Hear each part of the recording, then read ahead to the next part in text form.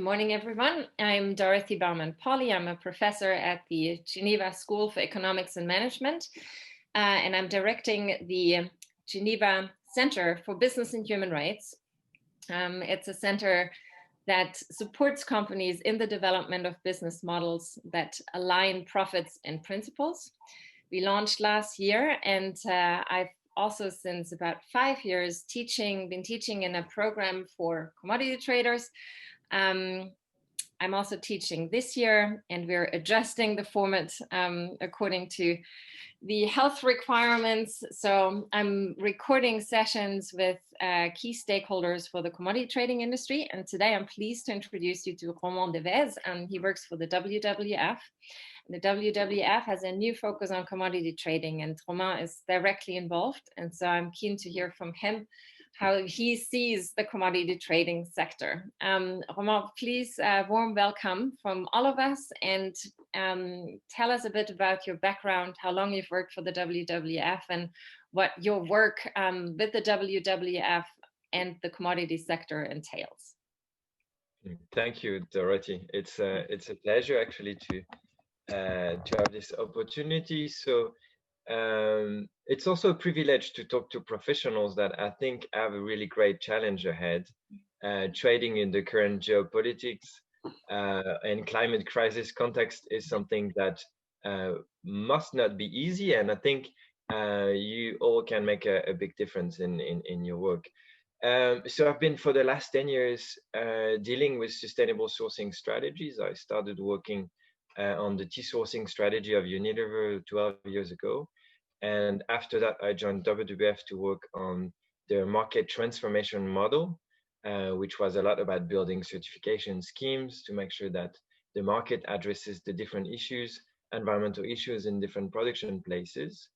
And today I'm the senior manager for commodity programs, and my work is in Switzerland, especially those days focusing on eliminating deforestation from different supply chains, working both with the private sector and the public actors.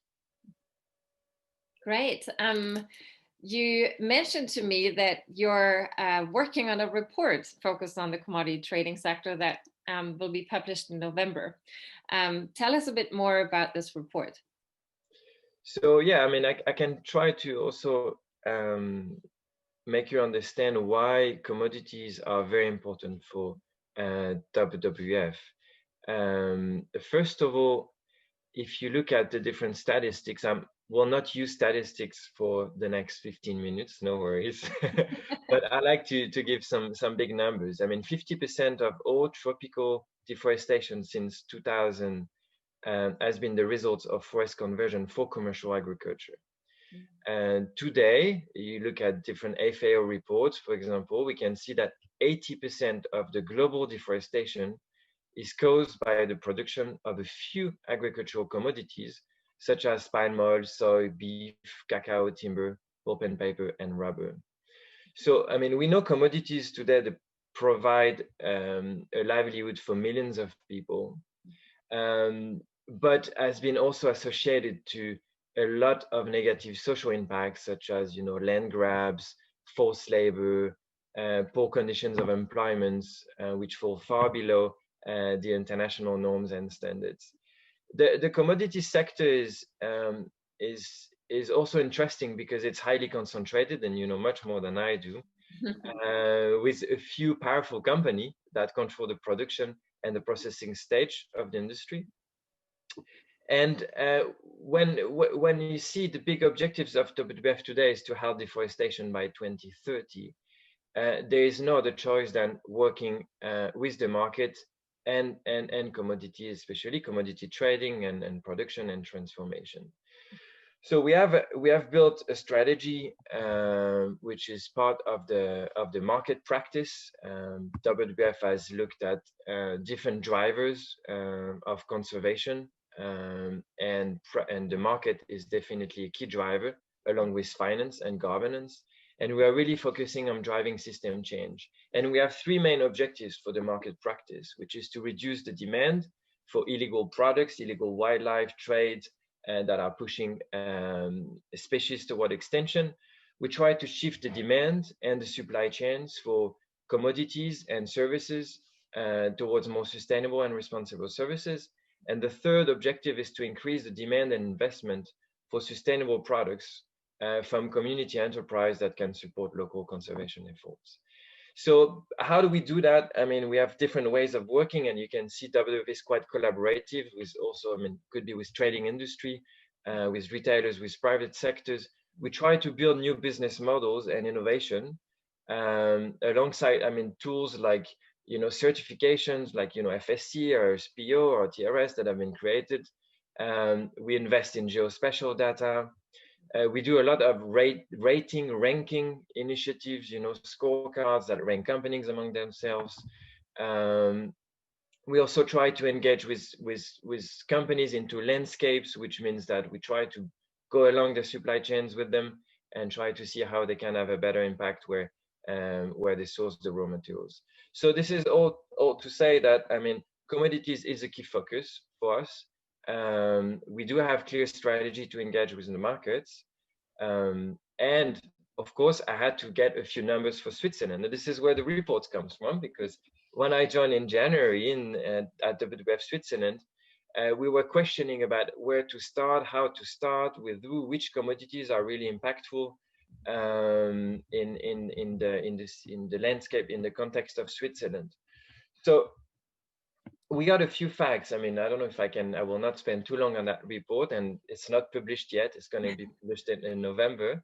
So it's still a little bit confidential. But a few big numbers. In between 2015 and 19, there was an equivalent of almost 3 times the land of Switzerland that was required to supply the country's demand for just 8 agricultural commodities, counting as, I mean, cacao, coconut, coffee, palm oil, pulp and paper, soy, sugarcane, and timber. This demand is driving major deforestation and habitat conversion overseas, and contribute to global, I mean, greenhouse emissions, which accounts for around 7% of total Swiss emissions. And this is not about trading. Here it's only about the imports of commodities for consumption in Switzerland or for transformation in Switzerland. When we know that Switzerland can be the hub of and hosting around 30% of the world agri-commodity trade, you can imagine how that number can multiply by 30, 40, 50. So we have to then when we look at where it's coming from, we can give a risk factor to a few countries. And this is what is interesting in this report, is that we see that there is a quarter of all those commodities that are coming from high-risk geographies. What we call high-risk geographies, it's geographies that have a strong risk for deforestation, that have really limited enforcement or really light regulation, and that have major labor rights issues. So yeah, this is this report is just going to be a starting point for re-engaging with the sector, with the traders notably, and the government, to make sure that at some point in Switzerland, like European Union is currently working on, like a zero imported deforestation strategy for the country. And this is where the trading companies will have a key role to play in order to make sure that deforestation is not embedded into the trade of products anymore, because this is what civil society wants, this is what consumers want, this is what the environment needs. Fantastic. I think the statistic that we need 3 times the size of land of Switzerland to provide just 8 commodities is a really powerful example. But these are raw commodities, and they're produced or by agri companies, but the traders are sort of in the middle. So have you looked at the role of all the actors in that supply chain and how they could contribute to a zero deforestation strategy? Well, yes, that's a good point. I think in the last 10 years we have been focusing on the 2 extreme sides of the chain. We have been really focusing on trying to get the production right, which means that we had to develop a set of good practices, standards, those production principles of the different certification schemes, Mm-hmm. giving clear directions on how things should be produced in the field, developing capacity building programs with producers, Mm-hmm. operating in an area where there are strong challenges. So that has been a clear focus. And then the second focus was to deal with retailers, because they were facing consumers, they are giving the orders, and they are being with us on many initiatives. You have seen the Consumer Goods Forum 10 years ago taking strong commitment on also zero deforestation. The result of all of that is quite poor. I mean, this year deforestation is stronger than it was 10 years ago, and 2020 has been a key date, if you want, because commitments were made 10 years ago. They were supposed to end in 2020, and the results are not at all showing that there is no more deforestation in those supply chains. So companies have to rethink the way they engage their suppliers, and traders have been in the middle, giving a really hard time to the companies when it comes to really moving on the question of stopping deforestation. So I would say today's focus is definitely much more on traders than it used to be. We know the roles of most of people along the supply chain, but the lack of transparency of certain trading operations and the lack of grip as well of retailers or end users on the trading component was something that didn't help us in the end. So today, engaging with traders is not an easy task, because traders, of course, do what others ask them to do, but they're also vulnerable in a sense that they also depends on how the producers are making their products and selling it to them. So we have to see how the traders can definitely play a key role into this. I have some ideas. I don't know if you want me to tell you. Yeah, we'll get to that. I absolutely want to hear that from you. But from having taught this class for the past 5 years, I've often heard we're just sort of in the middle. We bring the goods from A to B, shipping is involved, and we don't have the leverage over the conditions on farms, on processing companies. We just take the stuff and then bring it to some other place, and it's an argument that I hear over and over again. At the same time, I know of examples where commodity traders actually use their leverage to impact, for example, labor conditions on specific commodities. And my work was so much focused on cobalt from the Congo, where I've seen how commodity trading companies can impact improved working conditions in the mining sector. Yes. I don't know of examples in the agriculture sector as of yet, but maybe you do? Yes, there are a few examples, but what you said is very important. It's a matter of taking responsibility for your operations in the middle, and you cannot always hide behind the fact that someone tells you to source this thing from there. And being compliant with those zero deforestation policies of retailers, for example, is a key challenge, but also the transparency that is currently required is putting also traders on spot. And you see many initiatives coming, many websites, many NGOs that are disclosing reports from traders on a very regular basis, and transparency coalitions from the different retailers, for example, are putting also traders on the spot. So yes, we have a few examples. I think I can share one case that is actually still not closed and is happening now, that is looking at how the soy is being traded in Brazil, and how you can quickly put your reputation at risk when you're a trader and you fall into the trap of dealing soy from deforestation, even if you were not knowing it. Now people make you fully responsible for this. You might know the Cerrado is half of the Amazon side. It's in Brazil. That has Cerrado have lost around 50% of its original size and vegetations. And that's the oldest and most diverse savanna on the planet. Unfortunately, that is the most threatened landscape, mostly due to agribusiness expansion. Mm-hmm. And especially with the soy expansion and the real estate speculation, this biome is very, very disappearing. And soy is representing 80% of the crop's land, and is about responsible for around 100,000 hectares every year that are being destroyed for the purpose of growing soy. Also, soy is interesting because it's representing 47% of the European Union imported deforestation. This is why it's top priority for European Union. It's also a top priority for France, Germany, to try to work with the industry to eliminate deforestation from the soy supply chain.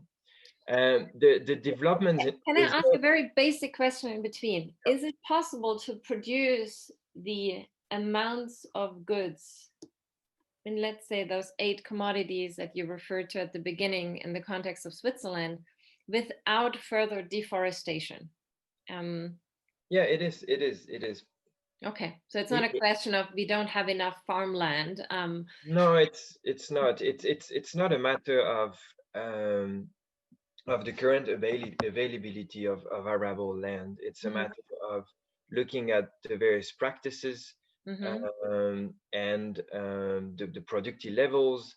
And it's a matter, of course, of looking at why do you need that much soy for? Because the overconsumption of meat products is, of course, leading to the over trade, if you want, or production of soy. So this is an entire system that needs to be a little bit rethought through in a way. But yes, definitely standards have been showing, certification have been showing that there are key practices that helps you to maintain the ecosystems and remain extremely productive.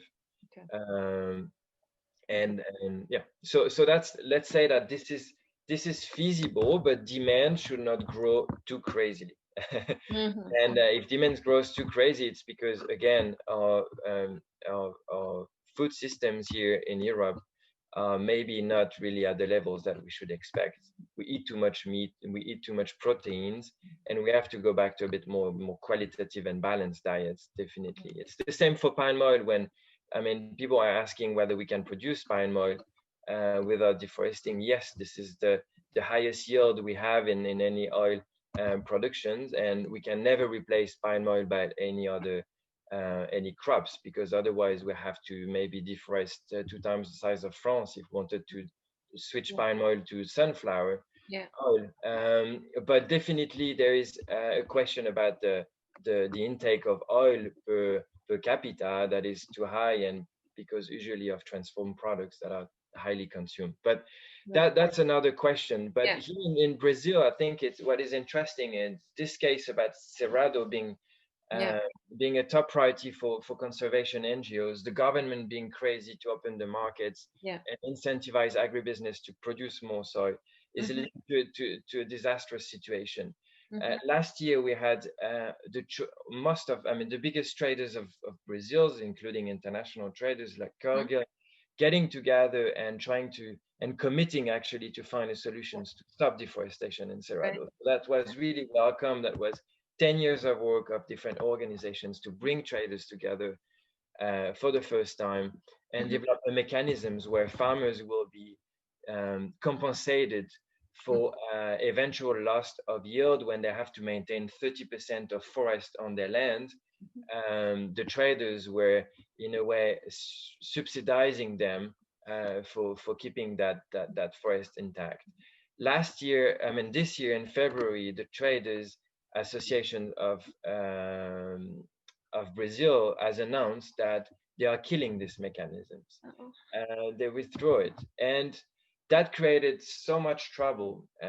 This is not only within the NGO network, all the retailers that came together to create that Cerrado support group and create that Moratora, which is actually also a very interesting tool that the market is using more and more, has got together and is urging traders to justify the reasons why they're withdrawing these mechanisms. And you see popping out in many countries now market declarations. So the retailers are going together, joining forces, creating alliances, salmon producer associations, meat producer associations as well, and they make public statements against traders. And you can see in their letters, they say, right, black on white, we are urging traders operating in Brazil to implement a Cerrado Conservation 2020 cutoff date, together with an accountable monitoring, verification, and report systems for all of their business operations. This is the only this is the condition we strongly require to keep the commercial relationship with the Brazilian traders and the other soy-consuming suppliers. Traders who are not meeting these overall requirements will be progressively excluded from those supply chains. And I think you see it's putting reputations of all the retailers, this kind of examples, and then the pressure goes back to the traders. That's a great example. So now that exists for soy in Brazil. Do you think it's a model that could be replicated elsewhere, maybe for palm oil or in Indonesia? Or has that been tried, or have traders actually taken the initiative elsewhere to say, we also need this for other commodities? We need to get together and agree that, first of all, we have the transparency over the conditions and we agree on the same standards. Well, this is what we're trying to do. We're trying to create those platforms for other commodities so that traders can also jointly find solutions, but also influence regulations, because they're also vulnerable when the law enforcement is really limited in certain geographies.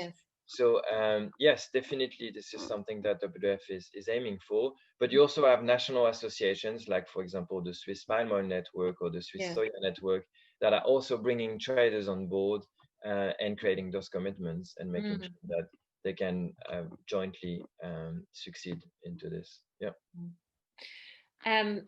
My focus is on human rights. So your focus is on deforestation. So can you tease out the link between human rights and deforestation for us? Like what is sustainability has two dimensions, social and environmental. And right now, of course, everyone is most concerned about climate change. But to me, human rights are just the other side of the coin. So how do you see that in your work, and do social aspects of sustainability matter as well for the WWF?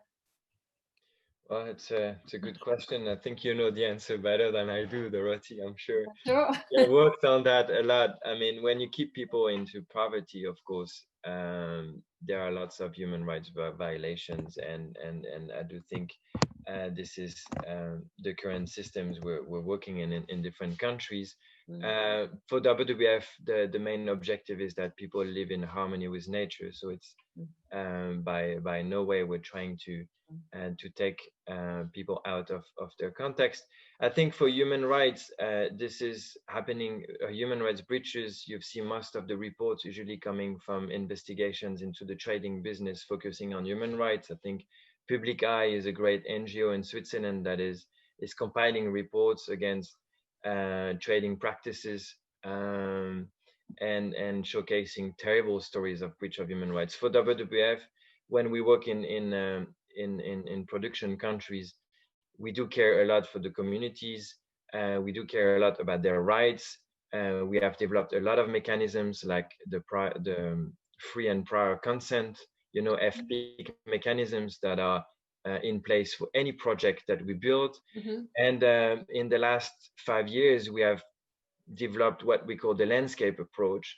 And this is where we engage the traders and the markets as well is to find a way of creating governance at the regional level where everybody has a say. And I think when you start having this proper governance mechanisms where everybody can be heard and share their concerns and be part of their own development, usually have a stronger impact, and you might also have limited or less human rights issues. Okay. So you But actually also engage in projects that empower community leaders or community leadership and this is most of what we do is this, and Mhm. we incentivize producers to support to also on deforestation issues. When we build project, we definitely have this social components in place. And yeah, this is really what we call this landscape approach. Okay. I think it's really something that we should all be looking at. It's taking place in most of the countries around every commodity. You have those crazy landscape approaches with different market players and NGOs, and I think this is the future. And I'm really happy when I see traders investing into those, Okay. because that's limiting the risk, and that's creating benefits for and shared value for every parties. Yeah. Um, Thanks. So, talking about the future, after all, this is a clip for future managers in large commodity trading companies. What would be your wish list for this next generation of visionary leaders that were trained at the Geneva School for Economics and Management, including courses on sustainability and human rights? What do you think could they do differently in their industry to address concerns that you just outlined? Well, I don't know if I'm the right person to say this, but I think they have to be expert. They are they are more qualified than anyone else to trade. And part of trading is to find a balance in between what you buy, what you sell, but making sure that everybody along the chain can benefit from your services. And I think don't forget the environment as well that should benefit from this service of trading. So if you're trading good, you're making good.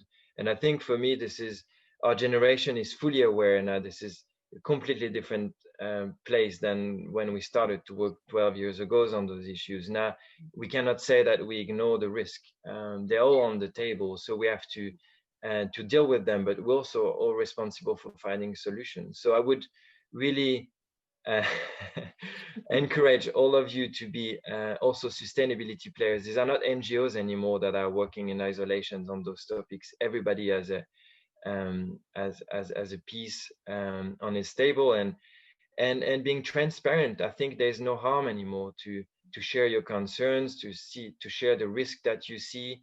If you feel alone, there are always organizations around that also sharing the same concerns, that want to collaborate on a few issues. Could be human rights, it could be forest management, restorations. Everybody is on the same page on this, I think. So anyway, I would encourage transparency, collaboration, and not being afraid, and trying to be bold on those issues, and maybe try to find another way in the way we trade. I'm sure there are a lot of ways. Final question. Could a commodity trading company that realizes environmental and social impacts also turn to you and say, can you advise us on how to do better? Yeah, we do have a lot of companies and trading companies that are working with our colleagues in the field. In the Singapore office, we have strong partnership with trade organizations. Yes, we're really here to support. We're usually great conveners, so we try to create platforms where people can better collaborate. We encourage also, of course, and transparency by creating platforms. And I was saying before, I mean, scorecards and ranking, and it's also sometimes, I mean, it's a competitive business. So when we compare traders amongst themselves, usually it gives them motivations to do better. So we like to do this still. Don't forget that WWF is campaigning at the same time as collaborating. So we have two hats, and we like to play one or the other when it's required. Excellent. Thank you so much, Romain. And I'll be teaching this class Okay. at the end of November and early December. And so I'm hoping that by that time, your report will already be available. And so I'll assign it to the class to have a look. Yeah. Thank you so much. Thank you so much. Thanks for Yeah. sharing your insights. Yeah. Welcome.